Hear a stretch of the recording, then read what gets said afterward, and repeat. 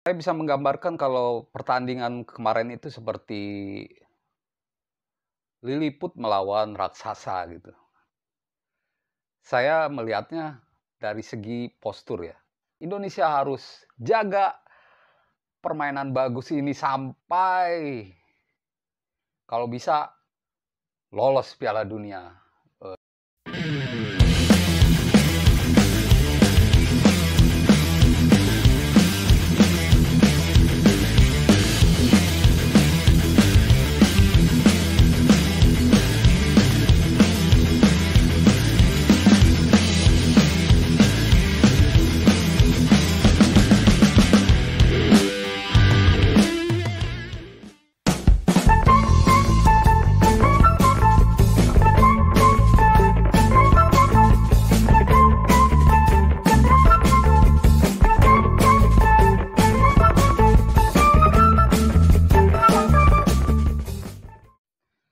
Halo teman-teman, selamat siang.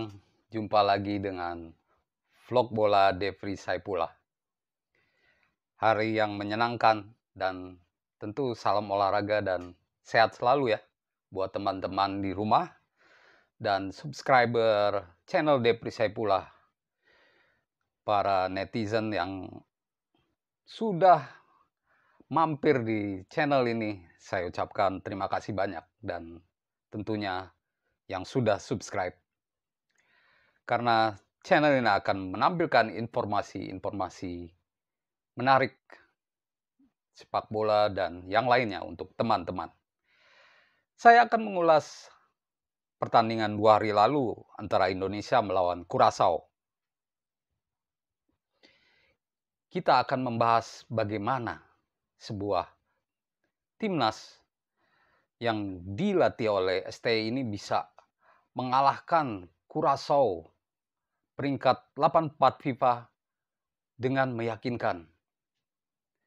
Indonesia berhasil menang 3-2 lawan Curaçao di pertandingan FIFA Matchday yang bisa berpengaruh kepada peringkat Indonesia di FIFA nanti. Seperti kita ketahui, Curaçao bukan tim sembarangan. Negara asal Amerika Tengah ini datang ke Indonesia tentu untuk memperbaiki peringkat mereka juga. Namun untungnya saya melihat Curaçao ini seperti belum siap menghadapi Indonesia, walaupun harusnya siap ya. Dan mereka pun sebenarnya bermasalah gitu, karena di 6-7 pertandingan terakhir mereka hanya menang sekali lawan Honduras. Sisanya kalah melawan tim Amerika Tengah seperti Kanada, lalu ada Honduras juga, ada Bahrain. Jadi memang bukan lawan mudah, tapi memang bukan lawan yang harus ditakuti juga, karena terbukti Indonesia bisa menang ya. Walaupun sudah nonton pasti teman-teman ingin tahu bagaimana sebenarnya permainan Indonesia lawan Curaçao kemarin ya. Buat yang belum nonton, saya bisa menggambarkan kalau pertandingan kemarin itu seperti Lilliput melawan raksasa gitu. Saya melihatnya dari segi postur ya. Dari segi postur, Juninho Bakuna dan kawan-kawan ini tinggi-tinggi ya dan kuat gitu. Skill mereka pun bagus gitu. Hanya saja tim yang dilatih pelatih Belanda ini, saya pikir sistem permainannya kurang matang ya. Mereka lebih banyak mengadakan permainan sayap dan kurang bagus lah. Dan sedangkan Indonesia tidak minder dan mampu menerapkan permainan high pressing, selalu ingin merebut bola. Dan ini berhasil untuk meredam dan bahkan mengalahkan Curaçao. Di menit-menit awal saya melihat kalau Curaçao seperti ingin menganggap enteng Indonesia. Saya melihat sikap mereka saat Zenga mencetak gol. Wah, di menit ke-8 mereka seperti, mungkin ini Indonesia mudah nih, bisa mereka kalahkan. Apalagi peringkat mereka di atas Indonesia. Tapi faktanya tidak demikian. Mungkin tidak melihat video-video permainan Indonesia di kualifikasi Piala Asia lalu atau yang lainnya. Curaçao ini seperti tidak siap, seperti gol balasan dari Mark Klok. Ini buah dari kegigihan pemain Indonesia untuk merebut bola. Terjadi kemelut di kotak penalti dan lewat kejelian Dimas Derajat yang memberi umpan kepada Mark Klok, Indonesia berhasil menyamakan skor di menit ke-18. Indonesia menambah gol lewat sebuah kecerdikan Pratama Arhan yang melakukan sebuah lemparan bebas. Lemparan ke dalam ya yang khas ya. Sangat jauh. Lemparan ke dalam tapi seperti tendangan bebas. Dan lemparan ke dalamnya ini akurat sekali dan berhasil menjadi asis untuk gol Fahrudin Arianto, sang kapten Indonesia. Sayangnya Indonesia tidak siap saat ada serangan balik dari Curaçao. Akhirnya pemain paling berbahaya, Juninho Bakuna, berhasil mencetak gol balasan sehingga skor 2-2 di akhir babak pertama. Pada babak kedua, Indonesia memasukkan Marcelo Ferdinand dan Sadil Ramdhani untuk menggantikan Egy Maulana Fikri. Permainan bertambah ganas ya, permainan bertambah luwes. Indonesia umpan dengan sistem permainan yang luwes dan operan-operan yang akurat beberapa kali membahayakan gawang dari Curaçao sampai akhirnya di menit ke-56 Dimas Derajat lewat sebuah tendangan dengan tumit berhasil mencetak gol kemenangan untuk Indonesia. Proses dari gol ini juga tercipta berkat kecerdikan Witan Sulaiman yang mengecoh bek Curaçao yang tak disangka melakukan gerakan tanpa bola. Lalu Sadil Ramdhani memberi umpan kepada Pratama Arhan yang seperti melakukan tembakan tapi ternyata disambut oleh Dimas Derajat dengan sebuah gol yang penuh gaya ya. Gol yang fantastis. Melawan tim yang kuat, Indonesia bisa mencetak gol yang fantastis. Di pertandingan kemarin, Sintayong melakukan pemilihan pemain yang tepat dan formasi yang diturunkannya seperti saat melawan Nepal, yaitu 3-4-3. Dengan menempatkan Pratama Arhan, lalu Fahrudin Arianto dan Elkan Bagot sebagai back ya, 3 back.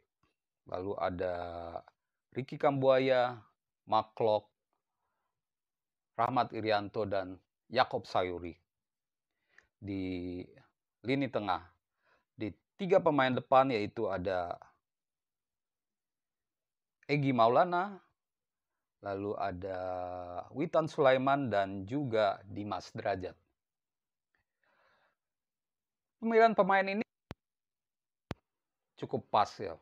Indonesia berhasil meredam permainan dari Curaçao yang banyak melakukan umpan-umpan silang dengan postur tubuh Elkan Bagot yang tinggi. Dia berhasil melakukan blok atau menjaga pemain-pemain lawan agar tidak menambah gol.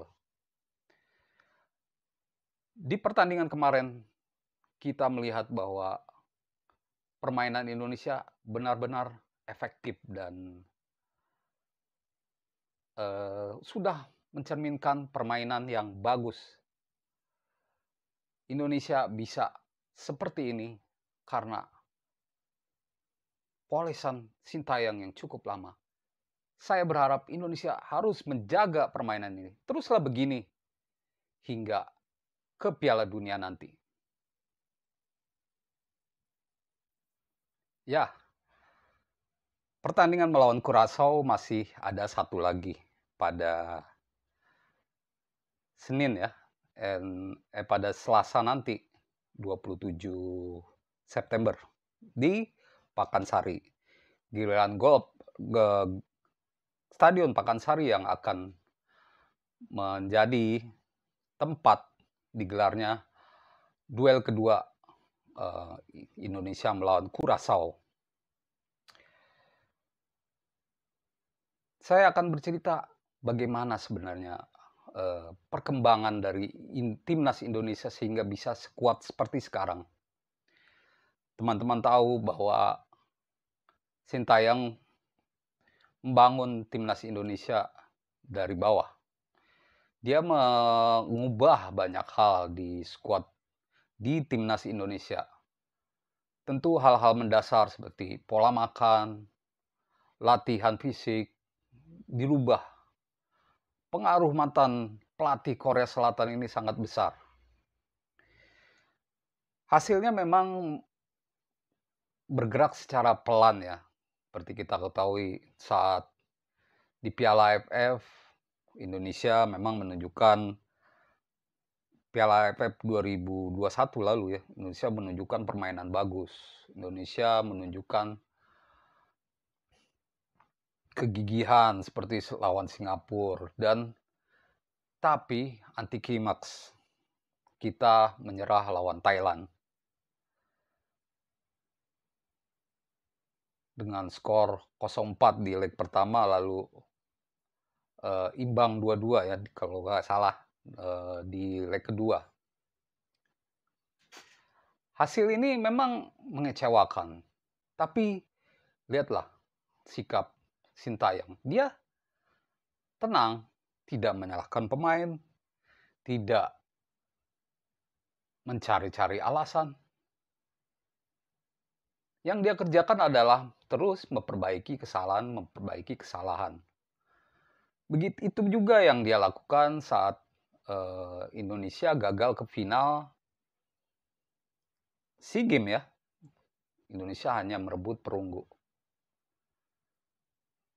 Kritikan mulai datang dan keraguan mulai menimpa Sintayong. Tapi dia tetap tenang.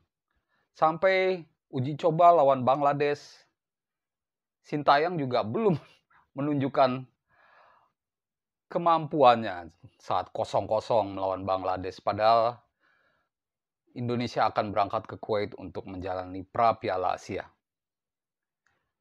Namun